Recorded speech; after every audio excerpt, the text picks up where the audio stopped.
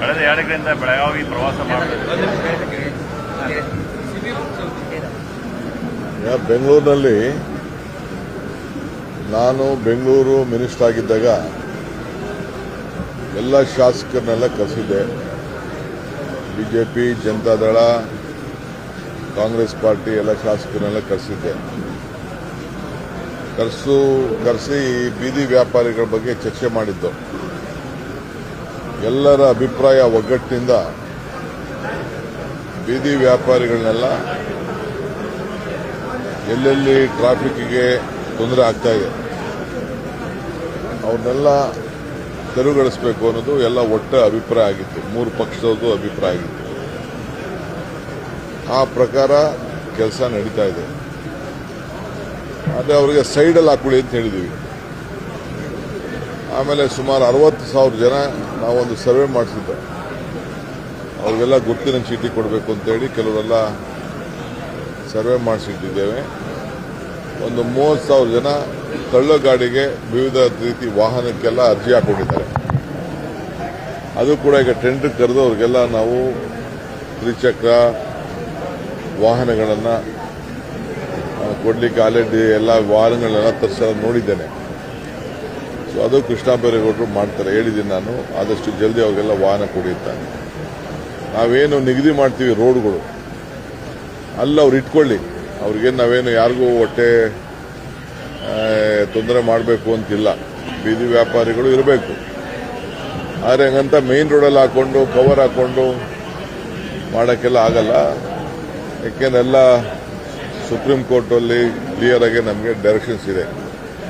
So court ಪಾಲನೆನೂ ಮಾಡಬೇಕು, ಜನರ ಅಭಿಪ್ರಾಯನೂ ಕೇಳಬೇಕು.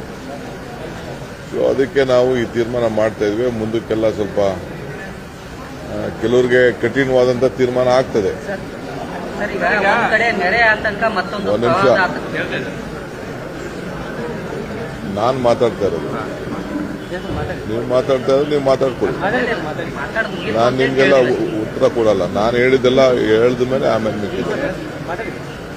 ಸೊ ಅದಕ್ಕೆ ನಿಮ್ಗೆ ಇಷ್ಟ ಆಗಿದ್ದಾಗ ಮಾತಾಡಬೇಕು ಅಂತ ಹೇಳ್ತೀರಾ. ನಾನು ನಿಮ್ಗೆ ಇಷ್ಟ ಬಂದಾಗ ಮಾತಾಡೋಣ. ನನಗೇನು ಇಷ್ಟ ಇದೆ ಅದೇ ಅವೆಲ್ಲ ತಿಳ್ಕೊಳ್ಬೇಕು ನೀವೆಲ್ಲ.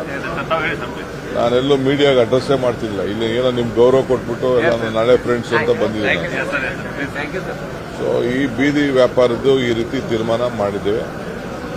ಇವತ್ತು ನಾನು ಏನೇನು ನಮ್ಮ ಕೃಷ್ಣ ಬೈರೇಗೌಡರು ಕಾರ್ಯರೂಪ ಮಾಡಿದ್ದಾರೆ, ಇದು ಅವರೊಬ್ಬರ ಮೇಲೆ ಬಿಡುವಂಥ ಪ್ರಶ್ನೆ ಅಲ್ಲ. ಇದು ಇಡೀ ಎಲ್ಲ ಶಾಸಕರು, ಬೆಂಗಳೂರು ಶಾಸಕರೆಲ್ಲ ಸೇರಿ ನಾವು ಪೊಲೀಸ್ ಅಧಿಕಾರಿಗಳ ಹತ್ರ ಕೂಡ ಚರ್ಚೆ ಮಾಡಿ ಈ ತೀರ್ಮಾನವನ್ನು ಕೈಗೊಂಡಿದ್ದೇವೆ. ಸೊ ಅವ್ರಿಗೆ ಆಲ್ಟರ್ನೇಟಿವ್ ಸ್ವಲ್ಪ ಸೈಡ್ ರೋಡ್ಗಳು, ಬೇರೆ ರೋಡ್ಗಳನ್ನ ಕೊಡ್ತೀವಿ. ಬಟ್ ಅವರು ವ್ಯಾಪಾರ ಮಾಡ್ಕೊಂಡು ಸಾಯಂಕಾಲ ಹೋಗ್ಬೇಕು. ತಳ್ಳ ಗಾಡಿ ತಗೊಬರ್ಬೇಕು, ಇಟ್ಕೋಬೇಕು, ಹೋಗ್ಬೇಕು. ಅಲ್ಲೇ ಟೆಂಟ್ ಹಾಕೊಂಡು ಕೂತ್ಕೊಳ್ಳೋಕ್ಕಾಗಲ್ಲ. ಸೊ ಎಲ್ಲ ನಾಗರಿಕರಿಗೆಲ್ಲ ಅವ್ರವ್ರ ಬದುಕು, ಅವರವರ ಪಾಪ ಆಸ್ತಿ ಮುಂದೆ, ಮನೆ ಮುಂದೆ ಹಾಕೊಂಡ್ರೆ ಯಾರು ಸುಮ್ಮನೆ ಇರ್ತಾರೆ. ಅದಕ್ಕೆ ನಾವು ನಿಗದಿ ಮಾಡ್ತೀವಿ. ನಿಗದಿ ಮಾಡಿದ ಪ್ರಕಾರ ಅವ್ರು ಮಾಡ್ಕೊಂಡು ಹೋಗ್ಬೇಕು. ಹೇಳಿ. ಜೆಬಿ ಇಲೆಕ್ಷನ್ ಆಗಸ್ಟ್ ಎಂಡಿಗೆ ಮಾಡೋದು ಸುಪ್ರೀಂ ಕೋರ್ಟ್ ಹೇಳಿತ್ತು. ಆದ್ರೆ ಜೆಬಿ ಅಧಿಕಾರಿಗಳು ಸುಪ್ರೀಂ ಕೋರ್ಟ್ ಮೊರೆ ಹೋಗಿದ್ದಾರೆ. SIR ಕಾರಣಕ್ಕೆ ನಮ್ಗೆ ಡಿಸೆಂಬರ್ವರೆಗೂ ಕಾಲಾವಕಾಶ ಕೊಡಿ ಅಂತ. ನೋಡಿ, ಅವರು ಕೊಡಲ್ಲ ಅಂತ ಈಗಾಗಲೇ ಹೇಳಿದ್ದಾರೆ, ಲಾಸ್ಟ್ ನಿಮಗೆ ಆಗಸ್ಟ್ ಅಂತ. ಬಟ್ ವಾಸ್ತವಾಂಶ ಸ್ವಲ್ಪ ಸಮಸ್ಯೆ ಇದೆ ಅವ್ರ ಅಧಿಕಾರಿಗಳದು. ಅವ್ರಿಗೆ ಬಿಟ್ಬಿಟ್ಟಿದ್ದೀನಿ. ನಾನು ಇದಕ್ಕೆ ಇಂಟರ್ಫಿಯರ್ ಆಗಲ್ಲ. ನಾವು ಸಿದ್ಧತೆ ಏನು ಮಾಡ್ಕೊಳ್ಬೇಕು, ಎಲೆಕ್ಷನ್ಗೆ ಸಿದ್ಧತೆಯನ್ನು ನಮ್ಮ ಪಕ್ಷಗಳಲ್ಲಿ ನಾವೆಲ್ಲ ಮಾಡ್ಕೊಳ್ತಾ ಇದ್ದೀವಿ. ಒತ್ತಡ ಏನಿಲ್ಲ. ನಮ್ಮ ನಾಯಕರು ಇವತ್ತು ನಾಳೆ ನಮ್ಮ ಬರ್ತಾರೆ. ಬಂದ ಮೇಲೆ ಯಾವತ್ತು ಅವ್ರು ಕರೀತಾರೆ ನಾನು ಅವತ್ತು ಹೋಗ್ತೀನಿ. ಬೆಳಗಾವಿಯಲ್ಲಿ RSS ಸಭೆ ಆಗ್ತಿದೆ, ವಾರ್ಷಿಕ ಪ್ರಾಂತೀಯ ಸಭೆ ಆಗ್ತಿದೆ. ಖರ್ಗೆ ಅವರು ಹೇಳ್ತಾರೆ ಅನುಮತಿ ಇಲ್ಲ, ಪದವಿ ಮಾಡಬೇಕಾದ್ರೆ ಕಡ್ಡಾಯವಾಗಿ ಅನುಮತಿ ಪಡೆಯಬೇಕಂತ. ನೋಡೋಣ, ನನಗಿನ್ನ ಅದು ಮಾಹಿತಿ ಬಂದಿಲ್ಲ. ಈ ಪೇಪರಲ್ಲಿ ಬರೆದಿದ್ರೆ ಅಷ್ಟು ಮಾತ್ರ ಗೊತ್ತಿದೆ. ವರದಿ ಕೇಳಿದ್ದೀನಿ. ಆಮೇಲೆ ಕಾನೂನಲ್ಲಿ ಯಾರಿಗೇನೇನು ಅವಕಾಶ ಇದೆ ಆ ಅವಕಾಶಗಳಿಗೆಲ್ಲ ಸಿಗ್ತದೆ.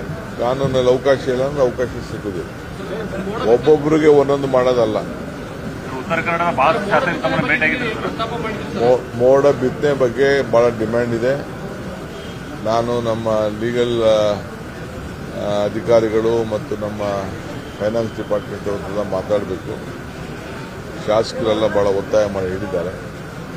ಪರಿಶೀಲನೆ ಮಾಡ್ತೀನಿ. ಸರ್, ಕಿತ್ತೂರು ಕರ್ನಾಟಕದ ಎಲ್ಲ ಶಾಸಕರು ಭೇಟಿಯಾಗಿದೆ ನಿಮಗೆ 7 ಜಿಲ್ಲೆಯವರು ಏನೇನು ಮುಂದಿಟ್ಟಿದ್ರು, ಏನೇನ ಬಗೆಹರಿಸಿದ್ರೆ, ಏನೇನು ಹೊಸ ಯೋಜನೆಗಳ ಜಾರಿಗೆ ತರ್ತಾರೆ? ಸದ್ಯಕ್ಕೆ ನಾನೀಗ ಹೇಳಿದಷ್ಟು 2 ವರ್ಷ ಅದು ಚಾಲನೆ ಆಗಂತ ತೀರ್ಮಾನಗಳನ್ನು ನಿನ್ನೆ ಕಿತ್ತೂರು ಕರ್ನಾಟಕದ ಸುವರ್ಣಸೌಧದಿಂದ ತೆಗೆದುಕೊಂಡಿದ್ದೆ. ಎಲ್ಲ ಉಂಡಿಗಳಲ್ಲೂ ಕೂಡ ದುಡ್ಡು ಬಹಳ ಹುಷಾರಾಗಿಡಬೇಕು ಅಂತ. ಬೆಳಗಾವಿ ನಗರಕ್ಕೆ ವಿಶೇಷ ಪ್ಯಾಕೇಜ್ ಕೊಡ್ತೀರಾ? ಈ ಹಿಂದೆ 100 ಕೋಟಿ ರೂಪಾಯಿ ಕೊಡುವಂತ ಸಂಪ್ರದಾಯ ಇದೆ.